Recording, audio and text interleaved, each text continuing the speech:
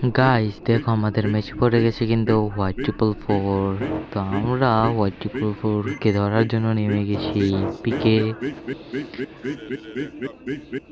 Guys আমরা পিকে নেমে গেছি এবং সামনেই আমাদের আছে হোয়াইট 444 স্কোয়াড, মানে হোয়াইট 444 স্কোয়াড এখানে ল্যান্ড করেছিল। তো আমি একজন হোয়াইট 444 স্কোয়াডের মেম্বারের থেকে মরে যাই। দেখো ওই যে হোয়াইট 444 স্কোয়াডের প্লেয়ারও।